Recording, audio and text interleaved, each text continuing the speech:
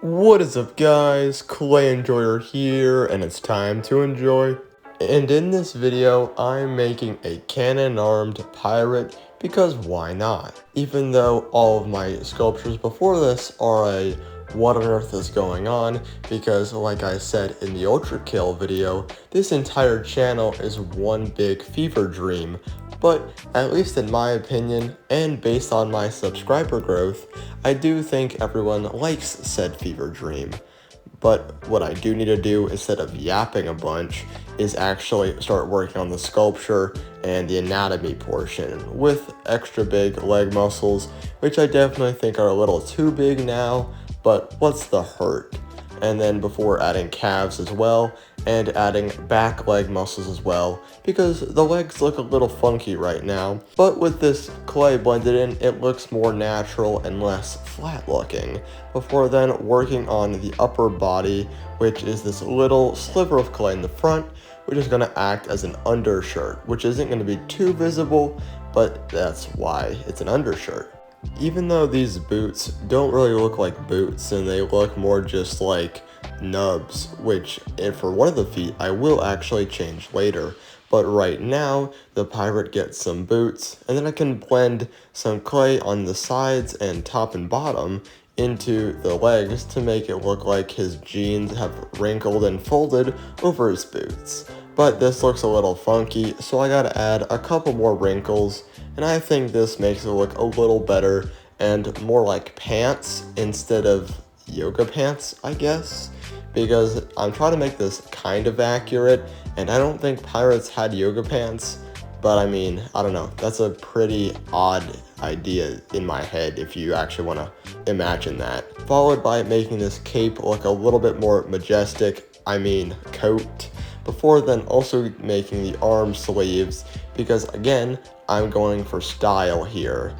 But what is definitely stylish is drilling a hole through your arm. Don't worry guys, it's a 10 out of 10 experience, I swear. But with this done, I can add some extra details on the cannon to make it actually look like a cannon and not just a deformed arm. But I can start making the hand now that I made the cannon and the arm. And I actually tried this time. See, you can actually see me attempting to make the hand in frame instead of off camera. Which, this pose does look a little weird. He looks like he's more a zombie right now, but don't worry, I'll fix the hand right now. I was kind of going for a Samus from Metroid pose, but then again, in sculpture form, it kind of looks a little bit funky. But to give it even more detail, I can do some tiny lines on the fingers to act as wrinkles, and bend the fingers slightly so it looks like they're wrapping around the cannon instead of just placed on top. Before then also destroying the sleeve, because if you have a giant cannon coming out of your left arm, I don't think your suit sleeve would be clean looking. With the rest of the body done up to this point, I actually need to start making a head now, which, like all my sculptures, I've definitely been putting off, but I don't even know why I do, because it's not that hard. Just putting in some eyes, an ovalish shaped head, and a nose that definitely doesn't make him look like a villager. But for some reason, I decided to give this sculpture some crazy defined cheekbones. I think I was going for more an old man, but I guess if you're like brain rotted or something, then you could say this guy's like a looks maxer or something. I wasn't going for looks maxer because I think he looks more like an old man, and these wrinkles will definitely help solidify that. But then again, I'm not your mom, so I'm not going to tell you what to think. I'm just saying what the correct opinion is. Before then also giving him some big bushy eyebrows, because I don't want to make no small eyebrows, partially because the head is already a little bit small, but with something that is just as small is the ears, which are a little bit funky looking right now, but I swear once there's paint on them, they'll look a lot better. Before then starting to work on the captain's pirate hat. I was going for this triangle pointy design thing, but I did have to remake it off camera because it was a little too small, and that he's also bald, so for about the third example I think he's definitely old. Before then putting his head on the little neck stub that I made off camera, and I can blend in some more wrinkles around the suit because I want it to be flowing in the wind from the shot of the cannonball, because obviously if you're holding a cannon in your hand, I think you get knocked back or at the very least dislocate your shoulder. But I also want to tell a little bit more of a story, so I want to damage up the suit and the hat with very surface level details, with just scratching the thing a bunch and chopping off his foot. Every pirate needs a peg leg, which is why I actually cut off his foot, but I figured it was easy enough and I really didn't have to record. But then again, I'm sure there's someone who wanted to see that, but oh well, I'll try to remember for next time.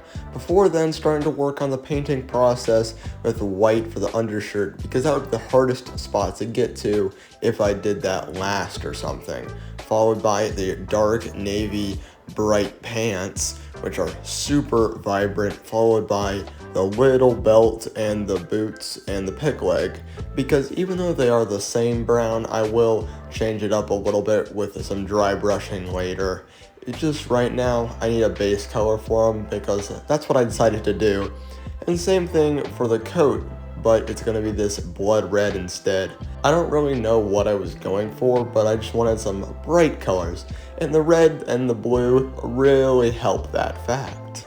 With most of the captain done, I can start painting his skin, which I was aiming for a Jack Sparrow kind of look, but I think I went a little bit too dark. But that's okay, because I can always color correct it later, and I can also do the same color for the hands, because, you know, you need a base coat sometimes, and this darker tan, well, closer to brown, will look good as in the shadows, followed by a bluish brown for the hat as well, to give it a little bit of variation from the brown skin tone, and to give the coat some even more variation and make it look like light is reflecting down.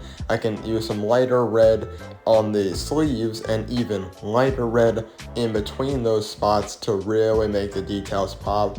And then doing the same thing on the cape and the pants, because obviously I want this guy to look nice and shiny. Well, if he was a pirate, shiny would probably be the wrong word, but I do think it looks nice. So I figured, what's the harm? And speaking of harm, I can paint the arm sleeve to make it look extra worn, like the fibers have been broken off, which I do think looks pretty good, but I do also think I could have made the rest of the coat a tiny bit brighter. But something that I did remember to make brighter is the pants and the folds in the front, because like I mentioned earlier, I really want these pants to look nice and clean, even though it wouldn't be appropriate for a pirate, but maybe he's a new pirate or he's just coming out of retirement for some reason. But anyway, I can also do some dry brushing on the feet and the peg leg, which I mentioned earlier, which makes the boot and the peg leg, well, look a lot brighter, before then doing a similar thing to the hand and the face, which makes it look brighter, and the skin tone that I missed so far off when I painted the base coat the first time, and then doing the same thing on the face. But I do want to leave some of this brown paint exposed around the eyes, so it kind of looks like shadows. And I do think, even though that wasn't intentional, I do think it looks good, even though the cannon is kind of in the way and you can't really see what I'm doing. But I don't know.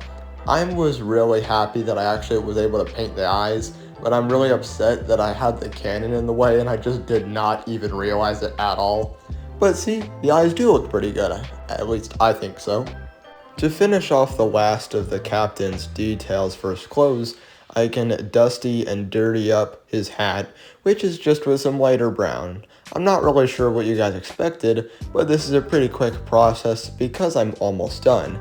And with the rest of his clothing done, I can finally paint the cannon, which is an obvious gunmetal gray, and then with that gunmetal gray all over the entire body, being incredibly careful this time to not get it all over the arms and the face and the other part of the shirt, I can use some black mixed in with a tiny bit of gunmetal to make it look like the cannon has been used a lot, so it's like burned at the ends. Then again, I don't know if this is actually accurate or not, but what I do know is accurate is that it's firing a black cannonball, which I can paint now. I don't know what you guys really expected, it's just a cannonball, but it's wrapped around with a little bit of cotton balls, and then I can pull said cotton balls to make it look a lot more interesting instead of just perfectly straight. Because like a cannon being fired, it's not a clean stream of smoke, it's like a boom versus a poof.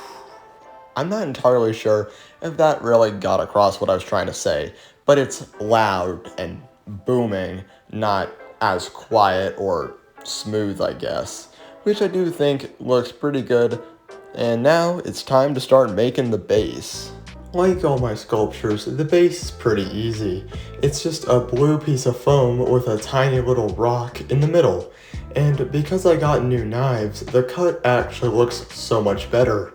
And to make the base look even better, I made this goopy glue sand, and I'm pouring it now. But it's kind of moving slow, so I think it's gonna take a minute or two.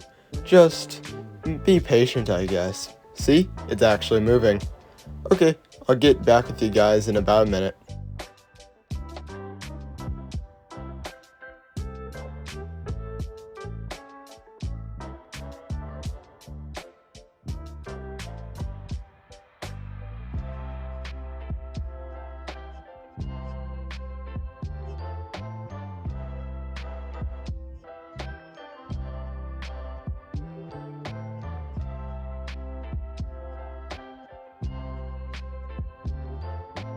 With that minute passed, I can spread the unsettling cheese all over this base to make it look nice and uniform, because the blue looks pretty ugly in my opinion.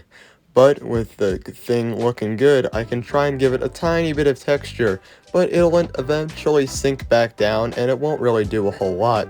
But at least in the moment, it sure felt like I was doing something, before then painting the rock in this grayish yellow, followed by a bit more light gray on one side to act as highlights, because as you know, I cannot stop giving things highlights, and I think it makes them look better and a lot less boring. Now with the base finished, I can put my captain in place and paint the sides black off camera because I somehow forgot to do that, and now it's time for the reveal.